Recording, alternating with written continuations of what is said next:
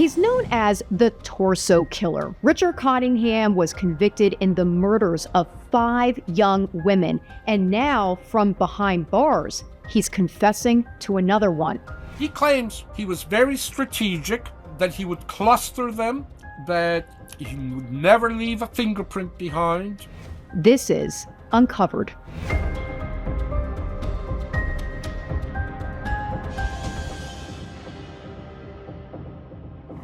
Richard Cottingham, the so-called torso killer, he's also known as the Times Square killer, has been in prison since 1980. He was convicted of brutally killing 5 young women.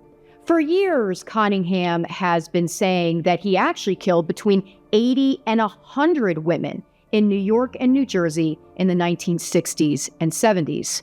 Cottingham says he didn't even know the names of many of his victims, making it nearly impossible for police to do any investigative work or get a conviction in these cases.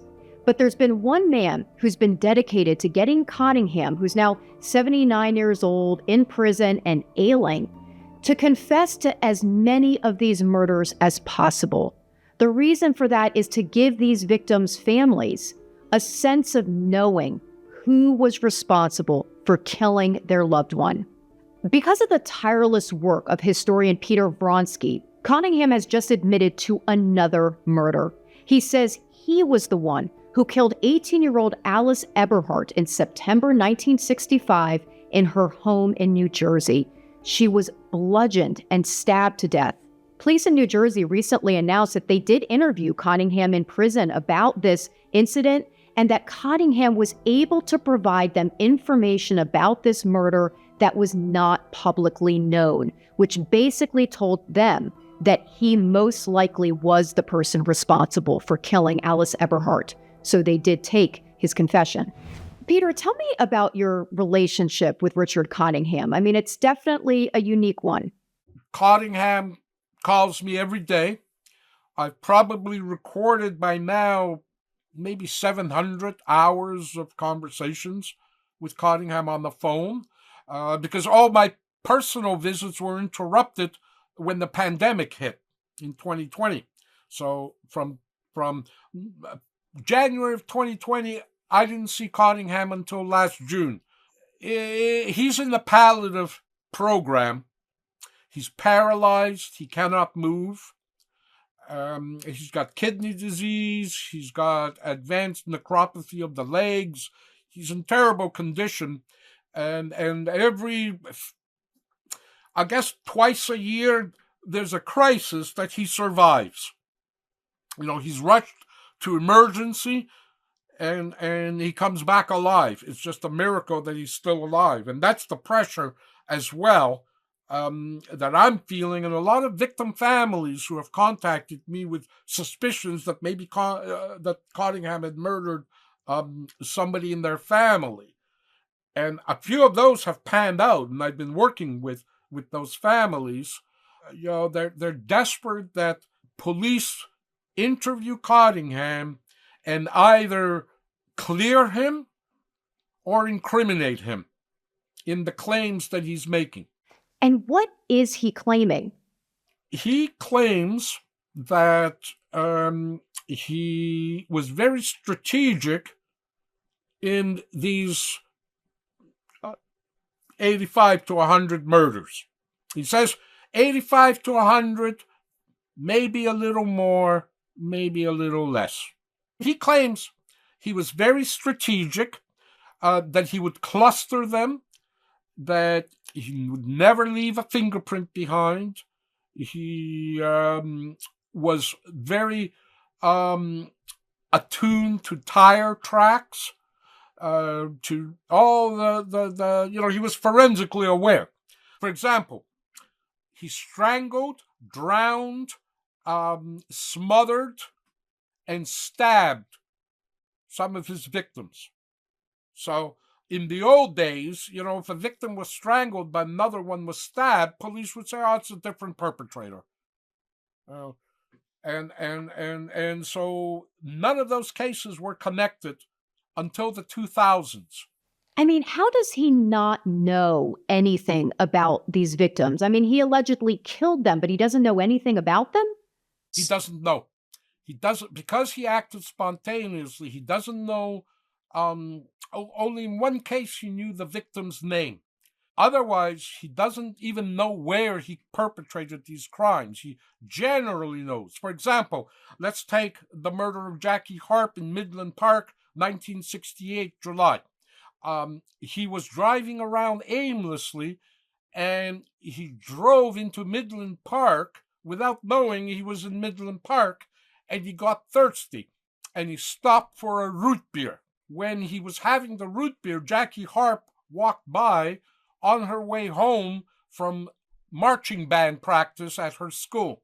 He saw her through the window of the steward's root beer place, followed her, and forced her into the bushes and murdered her. She was dead within 15 minutes, maybe even less, 10 minutes of him seeing her. He never knew her name. He never knew the town. So why do you believe him? Why do I believe him? Yeah. Because those cases, the ones that he claimed, have been subsequently confirmed. Why has he told you he committed these murders? I mean, what's the motive? He doesn't know. He has no insight into himself. The closest he comes to giving a motive is it was fun. It was a challenge to get away with it. He would act on impulse. He didn't stalk his victims or target them like the BTK killer, for example.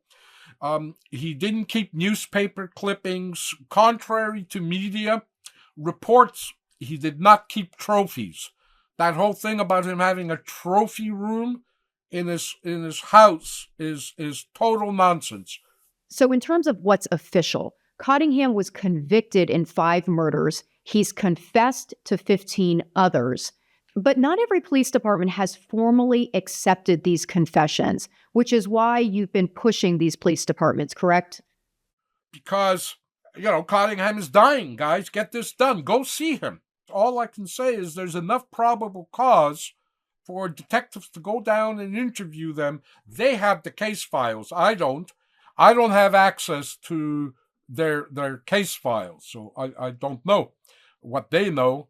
But it's up to them now to just take the day, go interview them with the case file, and you decide whether you think Cottingham can be incriminated and negotiate a cold case closure with him, or just clear the guy and say it's not Cottingham, he doesn't know what he's talking about. And why would a detective not want to close the case? It doesn't make sense. It would be good for their career. A cold case closure on your career is a good thing. So why do you do this? Is it, number one, because you want these victims' families to know who killed their loved one? Or is it, number two, that you think Cottingham should be convicted of these crimes? No, it's only one, victim families.